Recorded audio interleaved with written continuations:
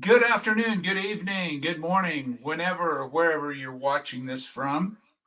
I hope everyone is doing well. I'm going to mute this phone here if I can. And at the end of the day, I am jumping on here. Well, this morning I'm jumping on here to give you a little bit of an overview on where I'm at with my project, and I wanted to share my artist statement with you and see. Um, I think it'll be beneficial for a lot of people. I think there's some value in this. I'll kind of walk through the process of what I've done, and I've got a little tiny bit of a layout here, and I'm going to show you. Actually, um, I'm going to show you some prints too. So if I can, let me. I'm going to add myself here. Um, or add this phone real quick. Let me see if I can do this. Yeah, I think I can. Yeah, okay. I just wanted to do a little technical check on that and see where we're at. I've got a bunch of photographs made, and I can share those. So I know that works. I'm going to remove that for now. And I hope the audio is okay on this. I think it is. It might be. I don't know. I know this is kind of just jumping in and doing this, so I don't expect a lot of people to be in here this morning. But we're going to do it anyway because I'm going to broadcast it and people can watch it later, whatever. So I'm going to share my screen. I'm going to find my presentation here. And we're going to jump into this. View slideshow. And I think you can see that, right? Yeah, you can see that. Okay. So this is what we're going to do. We're going to talk about writing. See if you can connect with any of this. See if it makes sense to you. And I'm going to show you. I'm going to share my process with what I've done and how I've approached this. Now I've done this a few times, so I'm fairly comfortable with the process of doing this. Although it is a process. It's not just something you sit down one time and you write out and it's done and complete. This is more of a, like I said, a process. Is more of working through, uh, making the work, making the photographs, making the music, making the sculptures, making wood paintings, whatever you're doing creative wise, and using this as a guide. It's malleable, it changes, it's fluid, basically. So, hey, Tim, how are you doing? The artist statement is the hardest thing for me. It is. It's the hardest thing for most people, actually. That's why I wanted to share how I approach it and give you a couple of ideas on how maybe to get started, or a couple of things at least to think about. So let's jump into this. This isn't long. It's not a big lecture didactic panel. I do have my statement up here in the works. I'm going to read it to you, and we'll go from there. But writing an artist statement, why do it? What's the purpose? How does it act as a compass or a guide? What needs to be in it? And it needs to be personal. The concept of the work, overall idea about what it is, why it was made, and how it was made. Those are kind of my guidelines personally of how I write a statement, what's included, what's important about having in the statement, because you've got to understand, depending on what you're trying to do with the work and what your audience is or who your audience is, you've got to kind of tailor it to that. In a sense, you don't have to modify or adjust the concepts or ideas, but you need to modify the statement that way. So let's do this. I'm going to jump right into this. And this is my statement. I've been working, I started this project. I've been thinking about this project for many years, but I started working on it after we moved up here in the mountains in Colorado. I'd been planning it out. I'd been thinking about it, and I really didn't know what I was going to do. I knew it would be dealing with the landscape and different things like that, but I didn't know exactly what I wanted to do. So I'm going to read through this slowly. I may stop a couple of times on a couple of different paragraphs and just kind of talk to you about why I've written what I've written and what it really means, or what I'm trying to convey through the text. So I've titled this work "In the Shadow of Sun Mountain, Tava Kavi." And this is Tava is a big, huge mountain here, and I'll describe that in the statement here. But it's a big mountain here in Colorado, and it's central to the Ute or the Nuchu, specifically the Tabawatch tribe that I'm dealing with, where I live and where they lived. And that's why I've called it this. Now, I've used this word, or I've used this geographical place, Sun Mountain or Tava, as a central point because it's just to the east of me here.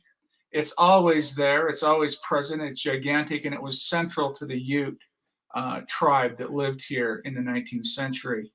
So let me start out I start this statement out with a quote, and this quote is about my relationship to making the work, or why I'm making the work, or reasons for why I'm making the work.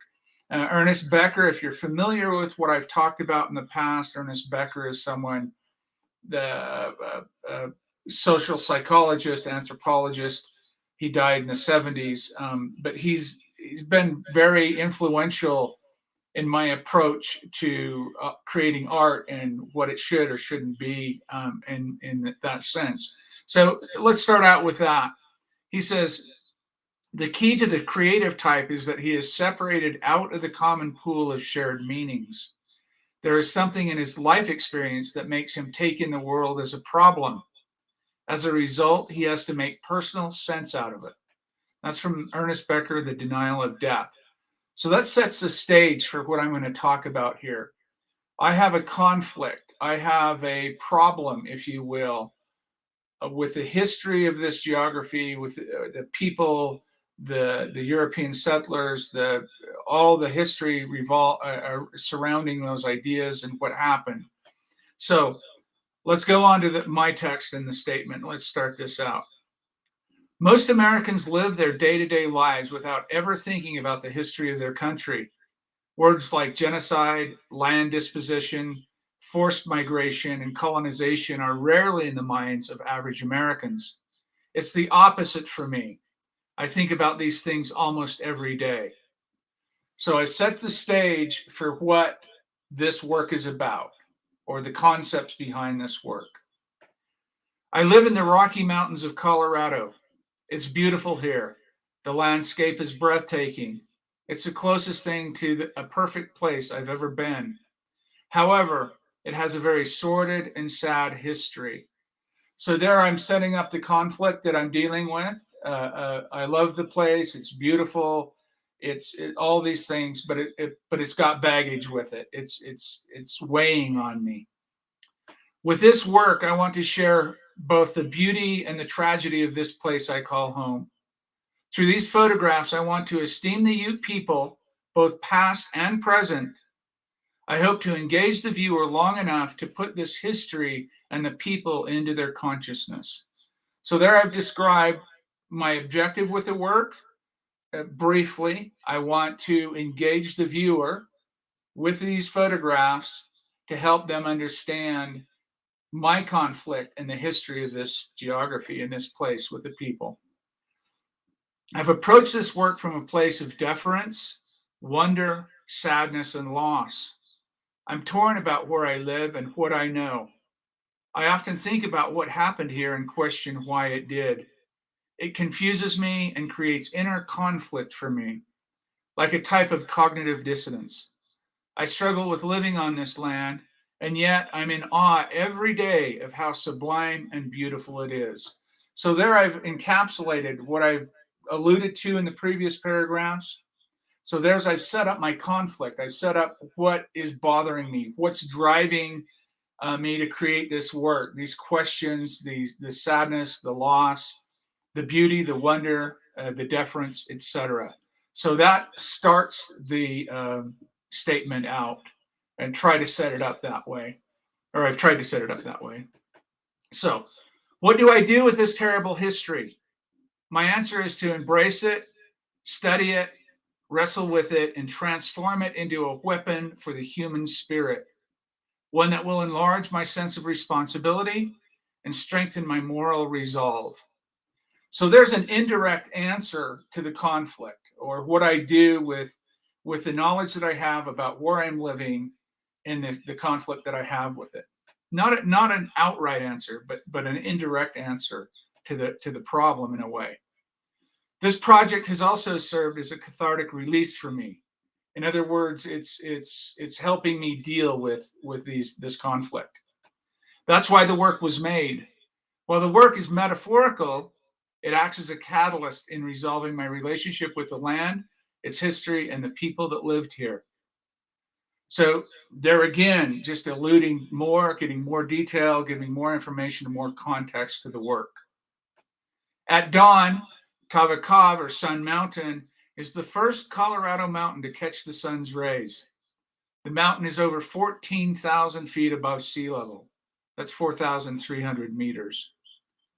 The Ute believes it is where Mother Earth meets Father Sky. Before it was America's Mountain, Pikes Peak, its colonized name, it stood at the center of the Tabawatch band of the Nuche, or the Nuchu, or the Ute tribe's geography and identity.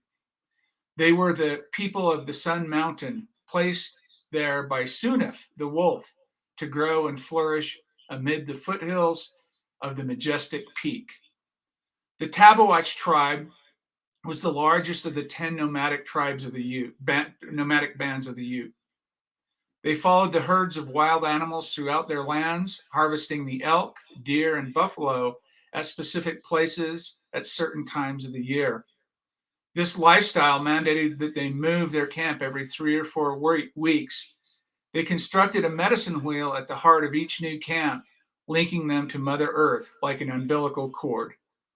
The big rock outcroppings were called the bones of Mother Earth, and the huge red rock formations were considered grandfathers. So there I'm giving the history of the area, the not only the Ute people, but the specific tribe or band that lived here, the Tabawatch, and trying to set up a little bit of context for where I'm going next. So there's a little bit of history about where I'm at and what's the geography and the people that lived here. I live in one of the areas where the Tabawatch tribe lived during the summer months. My photographs are about honoring the people, the plants they used, the rocks, and the trees they dwelt among and used to survive and thrive for many centuries. So there now it's alluding to the actual content of the photographs, why they were made, and the context around them. The work is made with the 19th century wet and dry collodion photographic processes in the whole plate format. I used a period lens circa 1870 for the work. From the glass negatives, I made prints that are palladium platinum prints, Rollins oil prints, and calcite prints. All contact printing processes from the late 19th century and early 20th century. It was very important for me to use period processes and period gear for these images. The processes and optics have a way of transporting the viewer to that time period, 1850 to 1900. So there I give some technical information, right? I lay it out to why am I using a specific format? Why am I using a specific process or printing out process or print process? Why am I doing all this? Because it's number one, it was the photographic processes of the period, the time this happened, and two, it gives a visual representation from the vintage glass to the type of negatives I'm making. It gives a visual for a transportation, as I say, kind of transporting the viewer into that time period through these images. I called this body of work In the Shadow of Sun Mountain because the photographs are all made with the great mountain watching over. It's constant and nothing escapes its presence. The Ute honored and respected this land and all of the life on it, never taking more than they needed. The fauna, flora, and landscape represent all that they loved. It provided the shelter, food, and medicine they survived on. Their life here was balanced and good. Again, setting up some of the historical components, talking about the people. They're central, obviously. They're the main topic, both past and present. They're not gone, although they're not necessarily here. They were all moved to reservations in southern Colorado and eastern Utah. But again, it's setting up some of the historical components. Now I'm going to wrap this up. I'm going to wrap this statement up with the next paragraph here, or two paragraphs. Ben Mitchell, guest curator of Edward S. Curtis, the North American Indian, said, "History is a powerful force because history, when you're immersed in it, isn't just looking at the past. History constantly informs the present you're living in, or at better, if we're paying attention. History also points us to our future that we're going to share. We learn from history how to live in our present and how to plan to live in our future." And there I give context. Really, this is a wonderful quote from Mitchell that shows in Muskegon, Oklahoma, Muskegon, Michigan. And he spent 2 years curating this Edward Curtis show that gives context for what history, the past, present, and the future, making work about components or geography and people, and talking about how important that is. I thought that was a wonderful quote. "I can't change the past. No one can. But my hope is that the viewers of this work will remember these terrible events in history and wrestle with them. I want to put a, quote, pebble in their shoe and have them think about the past, the present, and the future. I hope to inspire, motivate, and create compassion and empathy for the people and the land." So I close that statement out. Again, going through each component, talking about where I'm at, what I'm struggling with, how the work was made, what the work is about, how the work was made and why, some historical components, giving context to the concept through this Mitchell quote is a good way to do that, and then giving the my hope for what the viewer gets out of this work.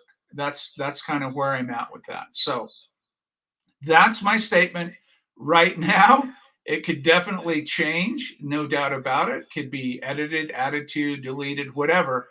Again, if we go back, and I just want to go over these one more time with you here. We go back and look at this writing an artist statement. Why do it? What's the purpose?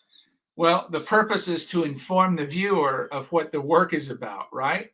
So if you watch movies or hopefully read books or both, you'll either watch a movie trailer to see what the film is about, or you'll read a review or a preface about what the book is about, right?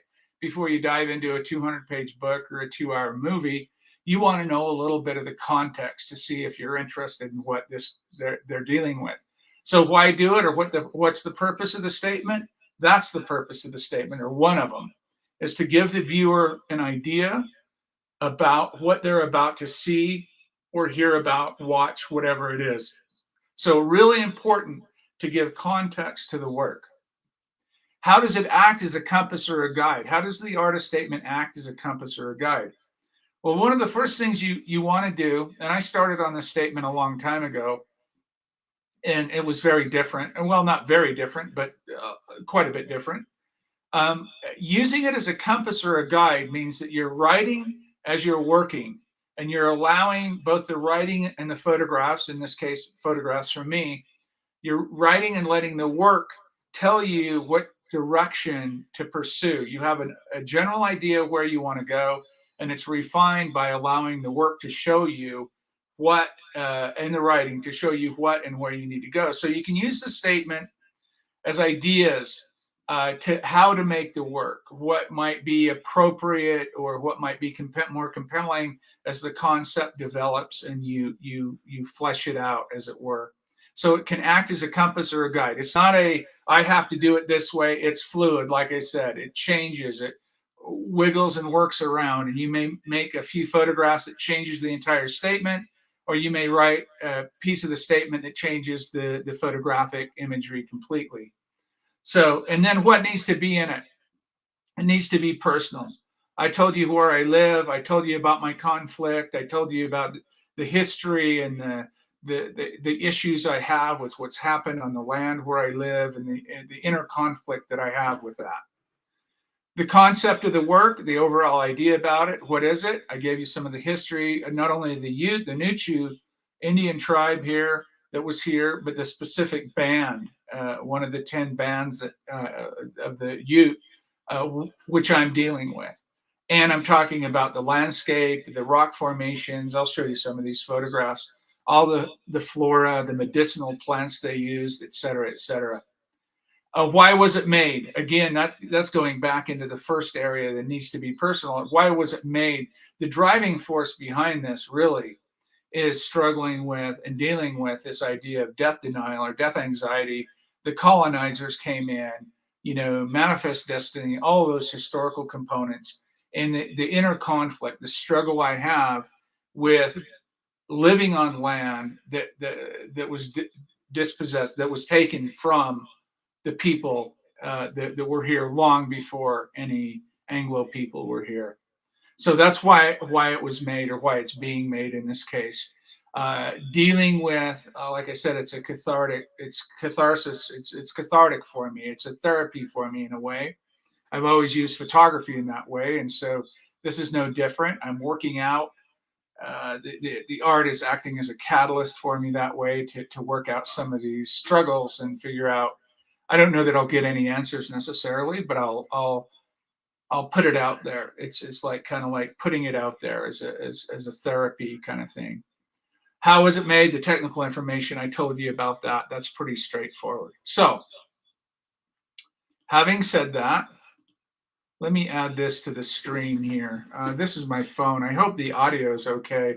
I'm going to enlarge that, make a solo layout. Let me show you some of this. So I got the latest stuff on top here. I've got this whole thing is what I've done so far. You can kind of see how, I don't know how many I have there, but I have almost 100 negatives. I've only printed a few, but I'll go through some of these prints first. Now, again, I'm talking about these are basically palladiotypes, or palladium with a little tiny bit of platinum in them, and they're whole plate, 6.5 by 8.5 inch wet collodion negatives and dry collodion negatives. They're printed on. I decided to go with the Hahnemuhle platinum rag paper. It treats me really well.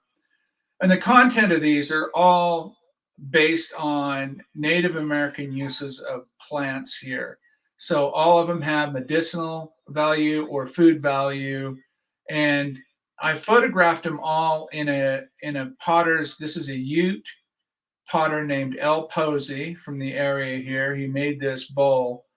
And I photographed them in a way, all in this Ute pot, symbolizing not only, their culture and plants growing, but I've photographed them all with the north light. I have a studio building here that I use, a great big 10-foot by 10-foot window, north facing, that I photograph all these in.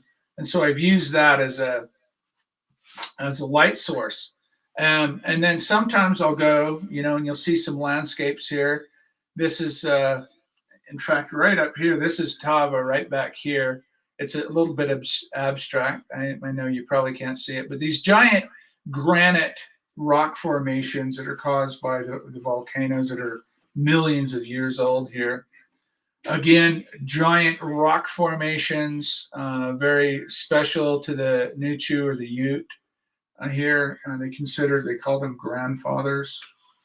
Again, most of these, I'll tell you if it's different, but this is a palladium platinum print.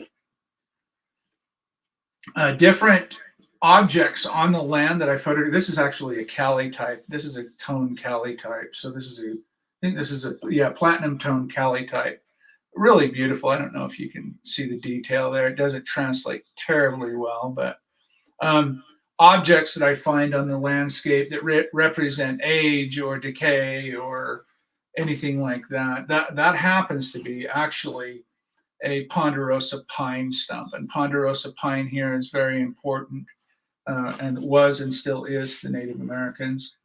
Again, another one, dry collodion negative print, palladium platinum print of an aspen trees, aspen grove.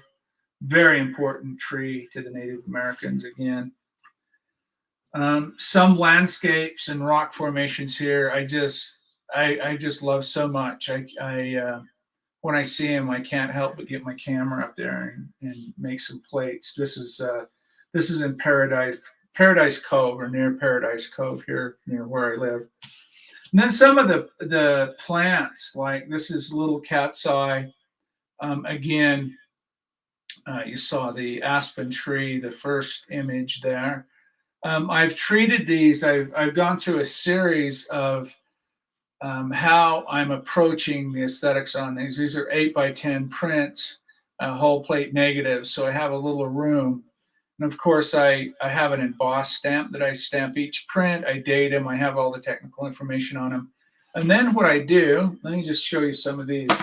Then what I do is I end up putting a mat around them. And I apologize for the mat, the plastic over these, or the covering on them. But some of these are different. I'm probably leaning toward this style right now of having the brush, the proof of process kind of thing on the image. And if you've noticed, I've played with a background in the studio. I have a light source, the natural light source in the back, that I can open a door and make that happen. This is grama grass, blue grama grass. It's hard to say. Photographed really well. I love the light behind the little fuzzy stems. If you could see this in person, you'd be able to see the detail on those little grass stems. Western goat beard, another, just a beautiful, I got too much reflection there, don't I? Just another beautiful print. And again, just subtle details. I don't know how many of these I'll be able to show you without terrible reflection in them, but a little ponderosa pine tree, a little special tree out on a rock outcropping. This is at our place here. I photographed that quite a bit. You've probably seen that print before. This is one I did just the other day. I did it twice, and I came back to it. This happens to be meadow barley. And if you get down in here, you can see this Deroji. I photographed all of this with the Petzval portrait lens, and the detail is just mind-blowing. And the meadow barley dried out and spread all out, and I just couldn't help but the light catching these small hair-like portions, and then this soft focus. It's an f4 lens. It's just beautiful. I love it. I often talk about how kind of otherworldly some of these places are up here. This doesn't translate too well either, because it's kind of, I need more light on it. But again, that's the same big granite pad of rock. And the detail in here and the tree, just absolutely stunning and beautiful. Again, drawing the focus into, no pun intended, drawing the focus into the landscape that they lived in and actively participated with. The great mullein or mullein plant. This is a very, and it still is, a great medicinal plant here. This is a gold tone version of it. Here's the prickly pear cactus, another very important plant here for Native Americans. Some granite, ponderosa pine growing out of the granite rock structures here. Just absolutely stunning detail in it.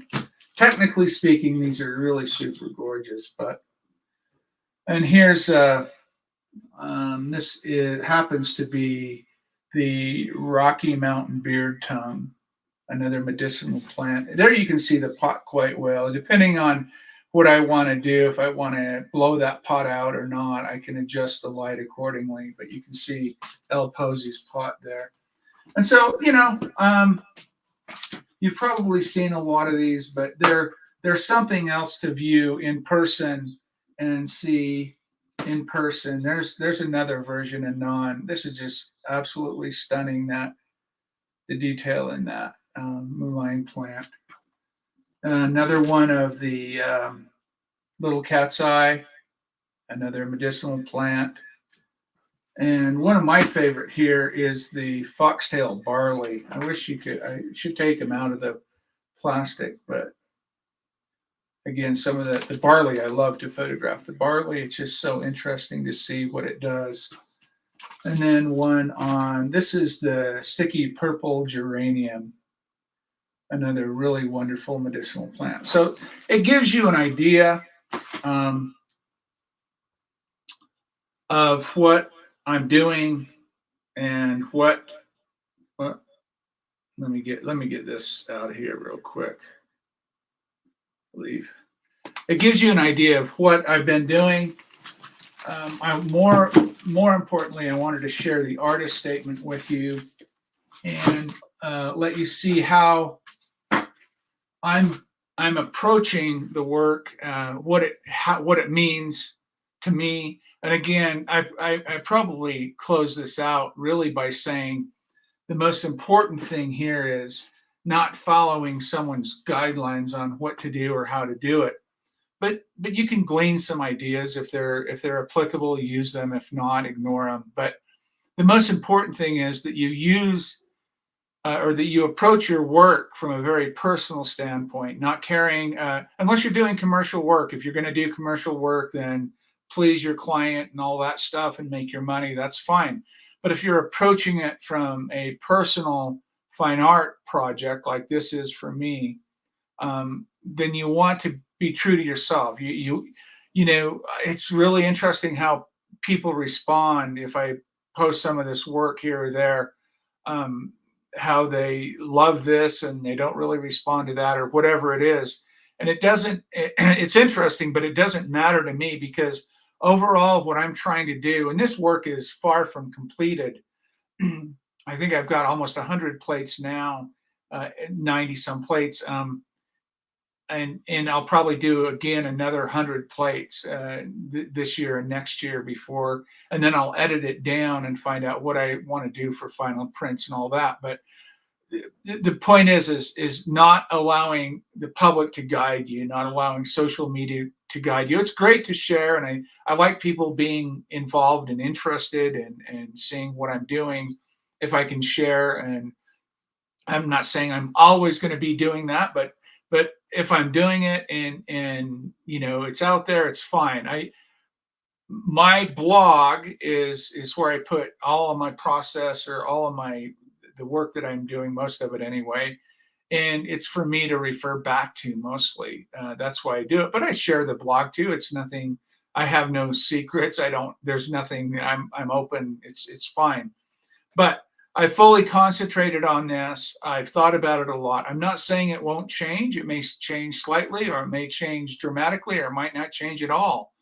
But the point is that I'm trying to be true to myself. I'm trying to check myself all the time. Like Socrates says, examine yourself, you know, an unexamined life kind of thing. And look for authenticity and look for direction that's meaningful to me. I'm not trying to please anyone in the sense of I hope they like the work. What I'm trying to do is I'm trying to communicate ideas. I'm trying, like my statement said, I'm trying to encourage people to get this in their consciousness, to at least consider it, to at least think about othering and otherness and marginalized communities, of what's happened in the past, what's happened in the present. I wrote a blog post the other day about we're living in very precarious times. I mean, I don't think anyone will argue with that. We're very divided as a country. You know, there's some real turmoil. These are the building blocks for things to happen. And so my point with this work is through the past, examine and be conscious of that, and then apply it to the present. And just like the Mitchell quote said in my statement, you know, allow yourself to engage with what that means in the present to how we live in the future. And that's really at the core at the very bottom line, if I had one sentence to sum up my work, that's what it would be, is to consider other people and what that means for your present and for your future. And that's examining the past. So I'm not living in the past with this work. I'm using the past as a component, as quote evidence, if you will. I think that's a good way to put it. Uh, to talk about our present condition and what that might mean for our future condition. And that's all I'm saying. That's really all I'm talking about here. So I hope you got something out of that. I'm not going to spend too much more time here. I hope you got something out of that. And I know you're probably watching this after the fact, and that's fine. I didn't even expect anyone in here at all. But the idea is to consider, if you're trying to make a body of work, if you're trying to make photographs. Now I want to be really specific here again. If it's not commercial, if you're not making portraits for people for money, or you're, the pop-up stuff, or the this or that, or you've got a commission piece to do for a company. If it's not commercial work, if it's your own personal work and you're trying to find ways to talk about it, start by writing a sentence, a paragraph, whatever it is that you're interested in, and start writing that out and see if you can start using that as a guide to make the photographs. If you've made work and you have photographs, sit with them, look at the context around them, and try to write about them, and approach it from the other way, and see if you can't figure out a way to tell a story, to have context to the image, to tell the story, or a story that you want to tell, something you're concerned about, something you're interested in, something you love, something you don't love, something you're concerned about. Really, work will emerge from questions or concerns, those kinds of things. So try to figure out what those are. Try to figure out what your questions are, and start writing things down. Start to put things on paper that will correspond to the work you're making, or have made, or will make. Make the work if you haven't, and then come back and do an examination of where you're at. That's how I do it. I have an idea. I have one right now. I just came to me last night or this morning. I don't know which. I can't remember. It was sometime laying in bed. And I'm going to pursue that. It may fail completely, but the ideas come, you write them down, you go execute them, or vice versa. Now, I'm not a big fan of taking photographs and writing stories around them, but if you have to start that way, that's fine. If you made work, it will give you some direction how to write. And then the writing and the photographs will start complementing each other. And pretty soon, you'll have a story, you'll have a narrative about the photographs you've made, you'll have a concept, and then not necessarily a call to action, but like I talk about in my statement, I hope this work, the viewer will at least consider, get in their consciousness, consider these events and think about them. That's all I'm asking. And it's okay to draw people in with pretty or interesting photographs, or, I wrote in my blog the other day, I could have approached this completely from an abstract point of view. I mean, I could have made, and I had some ideas to do very abstract imagery. And I actually made a couple, some very abstract landscapes. But I was afraid of not engaging the viewer enough to tell the story. While the concept would be big, a lot of viewers would have trouble connecting the ideas with the photographs. Now, I didn't change because I had somebody tell me not to do that. I went a different direction, or a direction less abstract. These are still, to me, fairly abstract in a lot of ways, and they may morph into more abstract pieces. I don't know, but I changed direction a little bit and went to a more straight kind of photographic image because I want to engage the viewer. I do want to tell the story about the medicinal plants. Do want to tell the story about the Mother Earth bones and the grandfather rocks and all those kinds of things that are important that tie these elements together. So either any way you approach it, um, document it, write down, try to connect what you're thinking and feeling with the photographs, or tell the story and then make the photographs and see how they align. And pretty soon, I can almost guarantee you, pretty soon you'll be able to connect the two together. If you're sitting there saying, well, man, he's talking about stuff, I don't have any grand ideas about what I'm doing or what I want to do, then all I'm saying is sit down until you find what you're truly interested in, what you're authentically compelled to think about, and what's on your mind, the questions, the concerns, like I said, any of those ideas, and then write about them.